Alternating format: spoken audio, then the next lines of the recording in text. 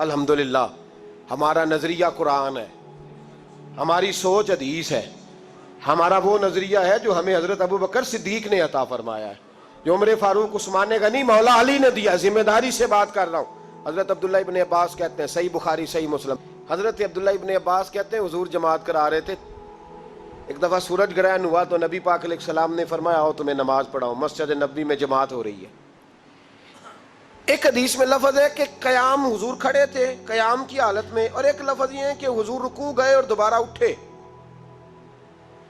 اور کھڑے کھڑے حضور نے پتہ کیا کیا، اپنا سیدھا پیر تھوڑا آگے کیا، قدم مبارک، اور پھر حضور نے بازو اپنا فضا میں بلند کیا۔ صحابہ کہتے ہیں ہم نماز میں کھڑے ہیں پیچھے، ہم دیکھ رہے تھے، تھوڑی دیر تک حضور کا ہاتھ لہراتا رہا، حضور نے کچھ سوچا، پھر دست مبارک کو واپس لے آئے، نماز پڑھائی۔ کچھ لوگ تو چلے گئے، جو حقیقت جاننے والے تھے وہ ذرا قریب قریب بیٹھنے لگے، کوئی یہاں بیٹھتا ہے، کوئی وہیں بیٹھتا ہے، کوئی قریب آتا ہے، کوئی جاتا ہے۔ حضور بڑا جانتے تھے غلاموں کے حالوں کو، فرمانے لگے چلو پوچھو جو پوچھنا چاہتے ہو، دائیں بائیں نہ بیٹھو، جو بات ہے کرو۔ عرض کی حضور آج سمجھ نہیں آئی، نماز میں آپ نے پہلے پیر آگے کیا، پھر ہاتھ اٹھایا، پھر واپس لے آئے، سمجھ نہیں آئی۔ میرے رسول کریم صلی اللہ تعالی وسلم نے فرمایا چلو چھوڑو، کیا کرو گے پوچھ کے۔ کہتے ہیں باقی تو چپ کر گئے۔ حضرت انس بن مالک چھوٹے بچے تھے، اٹھ کے قریب آئے، غلام تھے، حضور پیار کرتے تھے، کہنے لگے نہیں یا رسول اللہ سب کا دل کر رہا ہے، آج ذرا بتا دیں۔ تو میرے محبوب پاک نے بتایا تیرے لیے 2-4 قدم عرش بری ہے۔ سید عالم علیہ السلام فرمانے لگے جب میں قیام میں تھا تو میری نظر اٹھی، ذرا میں نے اوپر دیکھا تو میری نظر جنت میں چلی گئی۔ کہاں کھڑے ہیں حضور؟ بول کے بتائیں، بول کے۔ کہاں کھڑے تھے؟ مسجد نبوی میں۔ فرمایا نظر اٹھائی تو میری نظر جنت میں۔ حضور فرماتے ہیں میری نظر پڑی تو جنت میں انگوروں کا ایک خوشہ لٹک رہا تھا۔ لوگ تو کہتے ہیں نا گئے کیسے، میں کہتا ہوں روز جاتے تھے، روزانہ انگوروں کا گوشہ لٹک رہا تھا۔ حضور فرماتے ہیں مجھے بڑا اچھا لگا، میں نے اسے ہاتھ ڈال دیا۔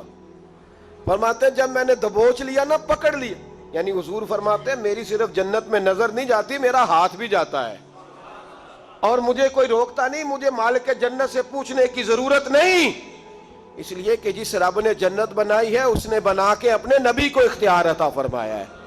حضور فرمانے لگے میں نے پکڑ لیا تھا اور میرا دل کیا کہ میں اتار کے لاؤں میرے غلام کھائیں، اور صحابہ کہتے ہیں حضور بتا رہے تھے تو چہرہ مبارک چمک رہا تھا۔ فرمانے لگے اگر میں اتار کے لے آتا تو تم قیامت تک کھاتے رہتے، تم سے ختم ہی نہیں ہونا تھا۔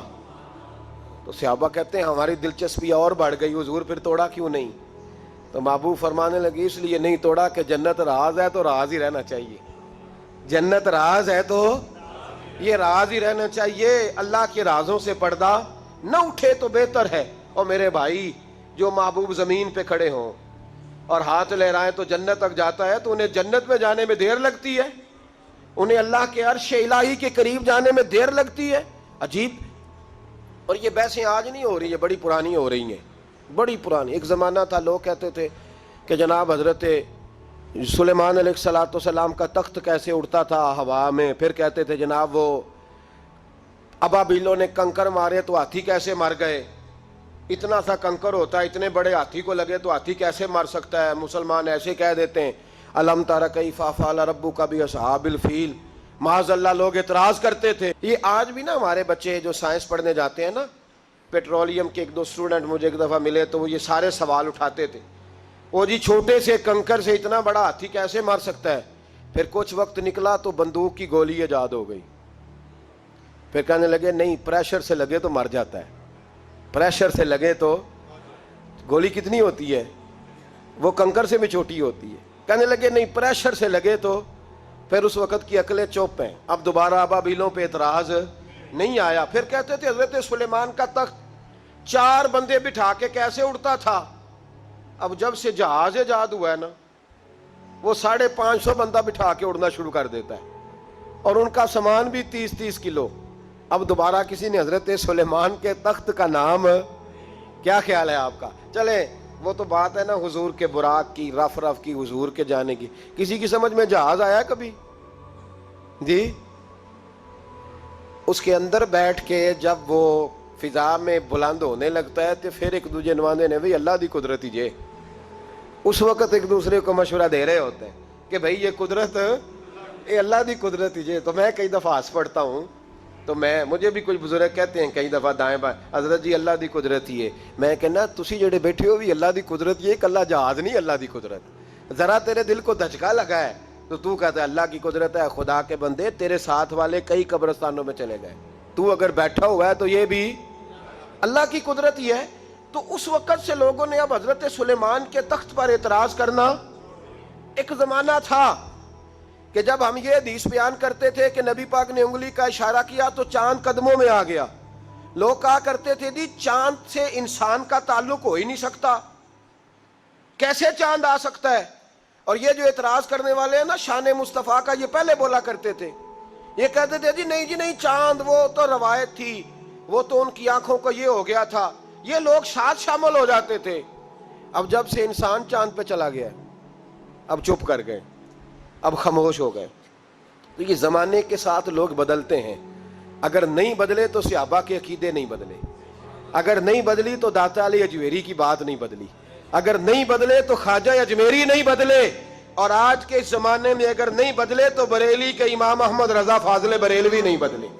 وہ جو پہلے دن کہتے تھے وہ آج بھی وہ کہتے تھے مصطفیٰ جان رحمت پہ، اور لفظ پہ غور کریں، جان رحمت عام نہیں، رحمت کی بھی، مصطفیٰ جان رحمت پہ، شم بزم ہدایت پہ لاکھوں، اور جس کو بارے دو عالم کی پرواہ نہیں ایسے بازو کی قوت پہ۔ اور پھر فرمانے لگے کس کو دیکھا یہ موسیٰ سے پوچھے کوئی، کہنے لگے ان سے پوچھ یہ کام کتنا مشکل ہے، کس کو دیکھا یہ موسیٰ سے پوچھے کوئی۔ تو بھائی آنکھ والوں کی ہمت پہ، بولے تو صحیح، آنکھ والوں کی ہمت پہ۔ فرمانے لگے یہ تو میرے محبوب کی ہمت ہے۔ تجلی دیکھنے سے حضرت موسیٰ بے ہوش ہوتے ہیں۔ تو یہ عقل کے گھوڑے دوڑانے والے لوگ بڑی جلدی تھک جاتے ہیں، لیکن جنہوں نے اپنے ایمان کی بنیاد رسول اللہ کی عزت پہ رکھی ہوئی ہے، اور جنہوں نے اپنے، آج ہمارا یہ بہت بڑا المیہ ہے، بات آ گئی ہے تو میں ایک پہلو اور بھی ڈسکس کر دوں آپ کے ساتھ۔ یہ المیہ ہے، لوگ ہمیں کہتے ہیں کہ دین کا کام کرنا ہے تو جیب دیکھ کے کرو، رب ہمیں کہتا ہے کہ جو تمہاری جیب میں ہے وہ تو چند آنے ہیں اور تمہارے رب کے پاس خزانے ہیں، تم غیبی طاقتوں پہ۔ ہمیں لوگ کہتے ہیں کہ اسلحہ دیکھ کے، بندے دیکھ کے جہاد کرو، اور رب قرآن میں کہتا ہے وَلَقَدْ نَصَرَكُمُ اللَّهُ بِبَدْرٍ وَأَنْتُمْ أَذِلَّةٌ، فرمایا تم تو کمزور تھے بدر میں، وہ جو تمہاری مدد آئی تھی وہ تمہارے رب نے فرمائی تھی۔ اللہ مدد فرماتا ہے امت مسلمہ، لیکن ہمارا حکمران ڈرتا ہے، صلح کر لیتا ہے، بھاگ کے جاتا ہے، ان کے ساتھ مل جاتا ہے۔ انہیں اصل میں ان غیبی طاقتوں پر، ان خدائی قوتوں پر، ان قدرتوں پر یقین، اس لیے کہتے ہیں نہیں میری عقل میں نہیں آتی۔ ہمارے ہاں تو غوث اعظم کی کرامت لوگ بیان کرتے ہیں تو شرم کر کر کے بیان کرتے ہیں، کیسے ہو سکتا ہے؟ میں نے کہا تھا اس وقت بھی، ربیع الثانی میں بھی، حضرت غوث اعظم رضی اللہ تعالیٰ عنہ سبق پڑھاتے پڑھاتے ہاتھ آگے کیا پھر پیچھے کر لیا، تو آپ کے شاگرد کہتے ہیں سارا بھیگ گیا ہاتھ۔ تھوڑی دیر کے بعد ہم نے پوچھا حضور یہ کیا تھا؟ فرمایا سبق پڑھو، تمہارے والی بات نہیں۔ چند منٹ گزرے، کچھ لوگ آ گئے، ہم نے ان سے پوچھا تم کیسے آئے ہو؟ تم تو بحری سفر پہ تھے۔ کہنے لگے ڈوبنے لگی تھی کشتی، ڈوبنے لگی تھی، ہم مرید تھے غوث پاک کے، ہم مرید تھے، تو ہم نے پکارا ہے تو ایک ہاتھ برآمد ہوا ہے، اس نے ہمیں بچا لیا ہے۔ سنی کو بھی شرم آتی ہے یہ بات کرتے، یہ کیسے ہو سکتا ہے؟ غوث پاک سبق بھی پڑھا رہے تھے، وہاں بھی تھے، مجھے بھی لوگ روک کے پوچھتے ہیں جناب یہ کیسے ہے؟ تو میں نے کہا یہ اس لیے تو نے پوچھا ہے کہ تو نے قرآن پاک نہیں پڑھا، تو شرم نہیں تجھے آتی بات کرتے کہ غوث اعظم کی کرامت پہ تو کانوں کو کھجلی کرتا ہے؟ رسول اللہ کے غلام کی کرامت تجھے ہضم نہیں ہوتی؟ حالانکہ تو روز سورہ نمل کے اندر پڑھتا ہے کہ حضرت آصف بن برخیہ کو جناب سلیمان نے کہا تخت لاؤ، نہ وہ غائب ہوئے نہ وہ وہاں سے گئے، اور آیا کتنی دیر میں؟ آنکھ جھپکنے سے آیا کہ نہیں آیا؟ پہنچا کہ نہیں؟ ماننے والا مسلمان کے غیر مسلم، نہ ماننے والا کافر۔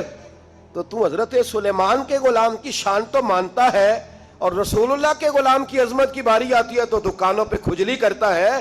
او خدا کے بندے، یہ تو حضرت سلیمان کے امتی ہیں، اور میرے مصطفیٰ نے فرمایا علماء امتی کا انبیاء بنی اسرائیل، میری امت کا عالم اس طرح ہوگا جس طرح بنی اسرائیل کا نبی ہوا کرتا تھا۔ تو ہم لوگوں کا نظریہ کدھر گیا؟ شرم سے بیان کرتے ہو؟ ہم نہیں شرم سے بیان کرتے، ہم کھل کے کہتے ہیں خدا کے فضل سے ہم پر ہے سایہ غوث اعظم کا، کھل کے اعلانیہ، خدا کے فضل سے ہم پر ہے سایہ غوث اعظم کا. ہمیں دونوں